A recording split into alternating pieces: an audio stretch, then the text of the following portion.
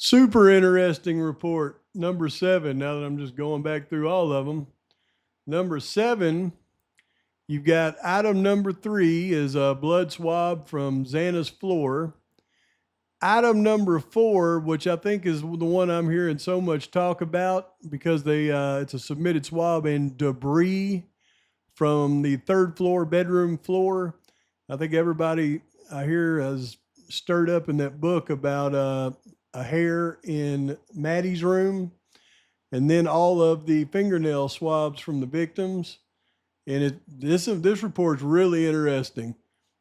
Okay, so DNA from item 3 is 12 and a half septillion times if it's xanacronodal. So they're calling it a single source, and they don't exclude anybody from it. Once again, I think we're going to find a Y chromosome in this DNA. But then we go to Ethan's right hand, which is 6.1, and they exclude a bunch of people from it, which is interesting. Then there's 7.1, which is Ethan's left hand. It just says it's Ethan's. 9.1 is Xana's fingernails. And this one is really interesting. They cannot say anywhere near conclusive that the DNA under Xana's fingernails is actually her own. They can say it's Ethan's. They got a high number on it. But Xana, nope.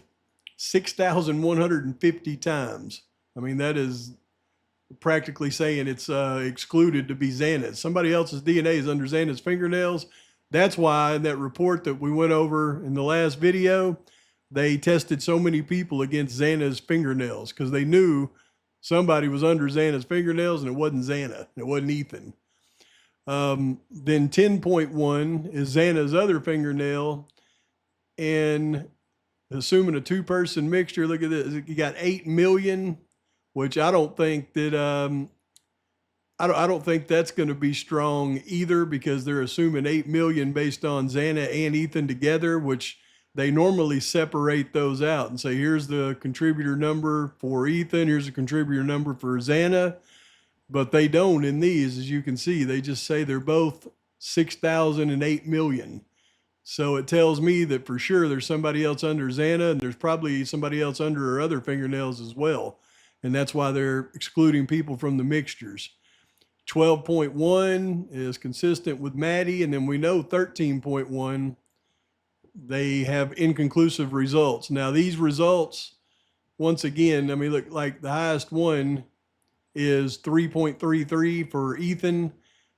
I mean, 3.33, you look up here, I'm saying that 6,000 is almost excludable for Xana. So 3 is nothing. None of these people are under Xana or under Maddie's fingernails. You can bet somebody is, and there was nobody under Kaylee's.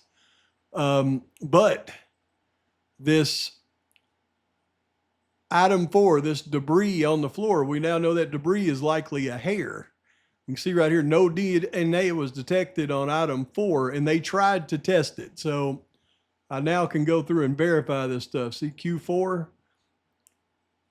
When they go through, you'll see right here, item Q4, it didn't come back with any DNA. So they tried to go through and amplify it, and they couldn't. And I think it even says in the notes here somewhere, and the swab from item 4 were consumed during testing. Okay, look, DNA extraction and quantification employing real-time PCR were performed on the swab from item 4. So they couldn't find any DNA on that. So that's legit. So they don't know who or what item 4 came from or belonged to.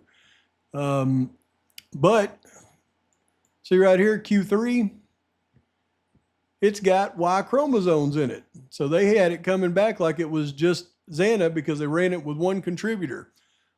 Didn't care about that male chromosome in there. Once again, this lab needs to be audited. But I'm going to show you some really interesting things down here,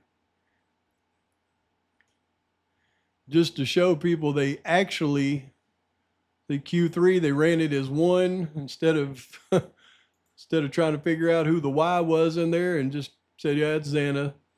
Need an audit. But when we get down here to Ethan's right nail clippings, that would be the ones he had that hair in. You can see there's a lot of DNA in that hand. And then they ran it against him and Xana together, which they did these reports a little different. Normally they would run it as, let's see if Ethan is the main contributor, and then they would have a big likelihood ratio box here, but this is like just a test run. And then they run it as Xana and Ethan together. And then they get a big likelihood ratio and say, okay, that's Xana and Ethan is a mixture. But then when we get to Xana, we know we got some issues. I don't believe it's in any way it's Xana's own DNA under her fingernails. It's somebody they don't know. You can see the mixture proportions. One is 98, the other one is 2%. So they run it first of all as V8. Now V8 is the blood card of Xana Kernodle. All right, so they assume that the major contributor under her own fingernails is her. And then they start running it with Ethan as the minor contributor. And they get a decent likelihood ratio. But then they run it with Jack Decor. Comes back zeros. Then they run it with Jack Showalter. Comes back zeros. Then they run it with Cole Barenberg. Comes back zeros. Then they run it with the cigarette butt DNA from Jose Cruz. Zeros. Then they go to her other fingernails, 10.1. Again, it's a 98% and a 2%. They put Xana down as the known on the 98% and just assume that, which is probably correct.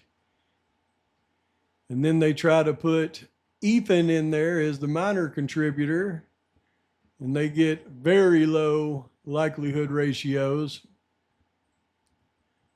So they run additional tests on this one. First they do Jack, nothing, zeros. Then they do Showalter, zeros. Barenberg, zeros. Then they do Jose Cruz, zeros. Then they get to Maddie's. Maddie's has 3 different contributors in here. They start it off and they run it against Maddie, just do a test run and prove she's the major contributor. Then they go to V14, that's Kaylee. So they run it with Maddie and Kaylee, and they get a high likelihood ratio. So the first 2 are Maddie and Kaylee, likely. But on that third contributor, they run Jack Decor.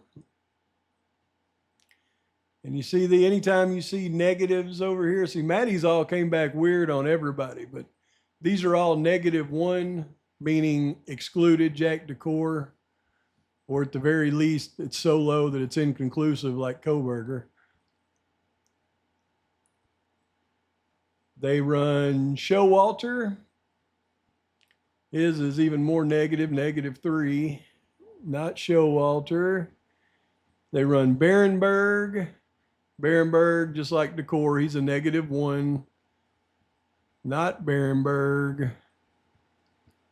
They run Jose Cruz. He's a -3, not Cruz. They run,